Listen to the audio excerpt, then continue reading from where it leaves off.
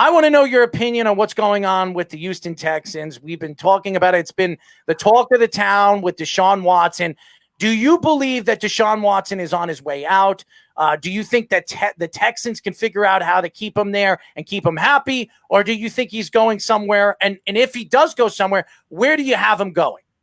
Oh, man, I have a sneaking suspicion that the Texans organization is McNair family who runs them.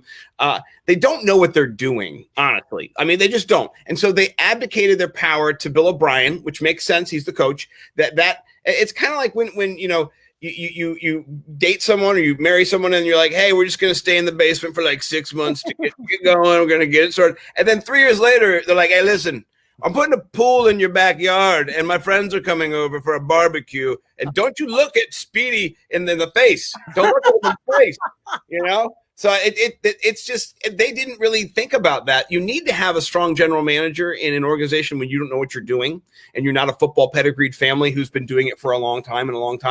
And so I don't think they had that, and that is where they suffered, and they were led astray. And getting rid of DeAndre Hopkins because of not being a faithful married person, like what? Like, are we living in 1827? Does he need like a Scarlet A person or something? Like, what in the world? Like, it's pedantic thinking, honestly. And you're seeing the fruit of that in an organization that's got an amazing quarterback, top 4 quarterback in the league, could be one of the best, if handled the right way.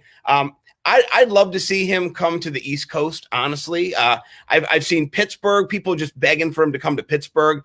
I've seen the Jets.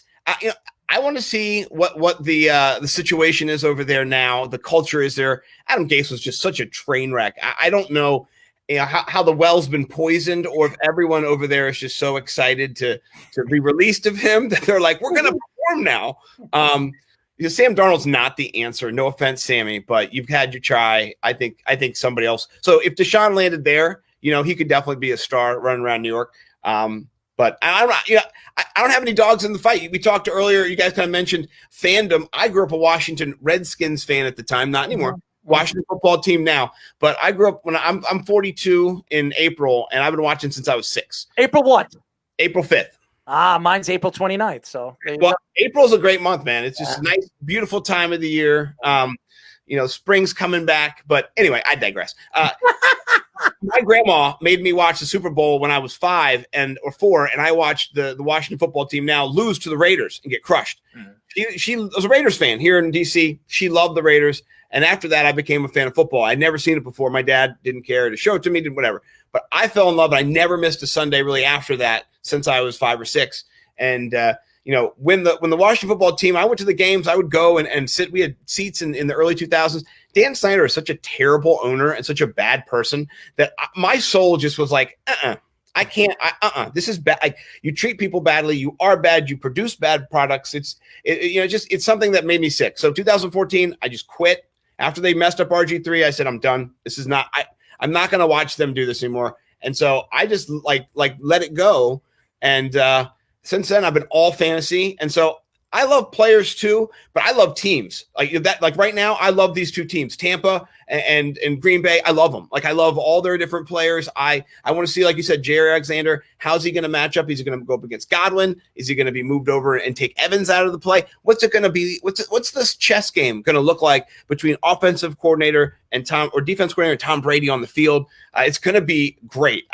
I think personally that Tom Brady is washed. So. I'm not a big Brady guy, and but he's got a running game. And last time they faced off, they ran for over 150 yards. And so if they can do that, if they can kind of control the clock and control the game, Brady can dink and dunk a touchdown to Gronk here and there, or a slant to Godwin who stumbles into the end zone. He can do that, but I just don't.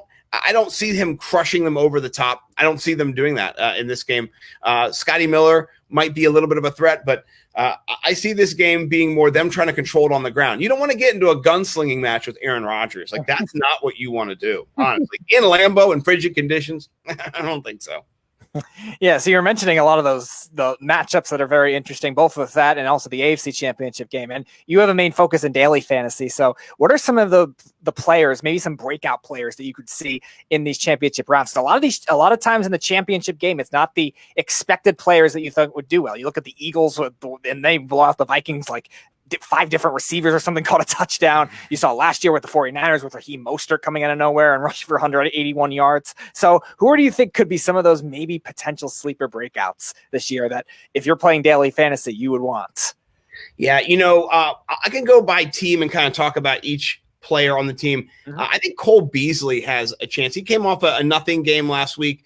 All those kind of players, when they have a nothing game, their value gets, depressed and people just go, their price goes down. People get off of them. And so if you're looking to differentiate yourself in a game that, the last 4 weeks of the season, the Kansas City Chiefs were ranked like 31st against the pass, and because they're winning and they're crushing the other teams, the other team is chasing them. So if this gets into a chase game with either of them going up and down the field, Cole Beasley is a possession guy, but he could definitely Tyrann Mathieu is not going to be on him. That's not going to be his focus. The Honey Badger is going to be focusing on Diggs. He's going to be trying to get in the backfield and throw his weight around to stop the quarterback scrambling. He might be the spy. I don't know what his role is going to be, but I could really see on that side of the field, wherever Beasley lines up, short little passes and PPR. That's what you want in DraftKings, particularly. I play some FanDuel, but DraftKings is where I made my 5K this year in the GPPs, and so I like that. That's where I like to play. Going back to the well once again. What do you have now when you're watching the games this weekend? Are you looking for a particular player that's going to stand out to you? I mean, obviously, Aaron Rodgers, if you're playing a day fantasy league for the playoffs and you're talking about Aaron Rodgers, is there a particular quarterback? There are 4 really good quarterbacks in this coming weekend. I mean, I think Tom Brady is the worst out of all of them. You have Josh Allen, you have Mahomes, and then you have Aaron Rodgers. Is there a particular quarterback, if you were to pick certain players for DraftKings this week, is there a particular quarterback that you would pick? Yeah, crazy. DraftKings wants the scores to be super high this week, like super high, because they've priced everybody down. They've just dropped the prices completely. So you can fit in as many players as you want, really. You can't do Kelsey, Tyreek Hill, Diggs, and Adams, but you can do 3 of them. And so they kind of want you to do that. That happened in the quarterbacks over here too. I think the best overall value at quarterback is Josh Allen. He's priced down to 6,900. I mean, he's averaging 27 points a game. What I always try to do to get the little red flame on your score there is you want to triple up your value. So, he's getting around 21, 22 points, as a value, as the red flame on your side there for Josh Allen. I definitely think he has a better game than the first time he played them earlier this year. Not his best game of the season. He's improved a lot. I see second would be Aaron Rodgers. And I think in my builds, I'm not going to have Mahomes that much. I'm not going to have Brady either. I'm with you. He's the least of the one of the quarterbacks I want to have. That touchdown, 6 points he got sneaking across the goal line is the only thing that kept him from just being totally oblivious and not worth anything last week. So not my guy this week at all. It's so funny because I was arguing with a bunch of people. A lot of them are Brady fans. They love Tom Brady. He won 6 titles. And remember, football is a team sport. That's what people forget. It is a team sport. You need a good running game. You need a good defense. You need a good offensive line. It's not just Tom Brady that wins the game. But for some reason, my friend, these people just absolutely love Tom Brady, and they think Tom Brady's the reason why the Patriots won all those championships, and they think that Tom Brady is going to lead the Tampa Bay Buccaneers all the way to the Super Bowl. When I said the reason why they won last week wasn't because of Tom Brady. He was 13 for 35. He wasn't good. Or 18 for 35.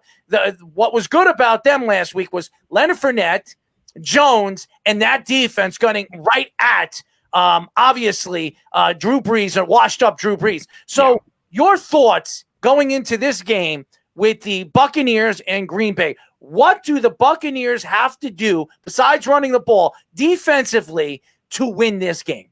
Yeah, so what they have to do is they have to stop the red zone attack of the Packers.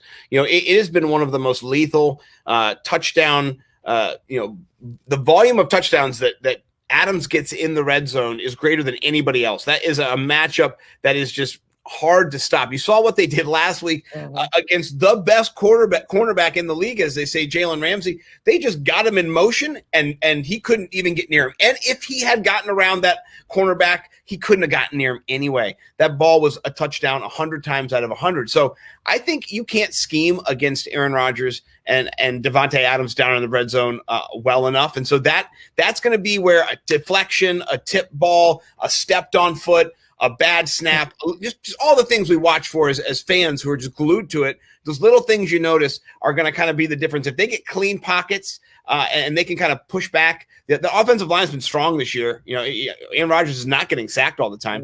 If he can get the ball out quickly down there, advantage Packers. If he's hopping around, that's not going to be great. So I think where that defense bends or breaks in the red zone is going to be key. And I get advantage for the Packers. Honestly, they're at home. They can run Jamal Williams in there, and they do this. They run that hurry up sometimes where they just get up to the line, and then he just reads the whole defense like Sanskrit, you know, and he's just like, you're on him, okay, got it.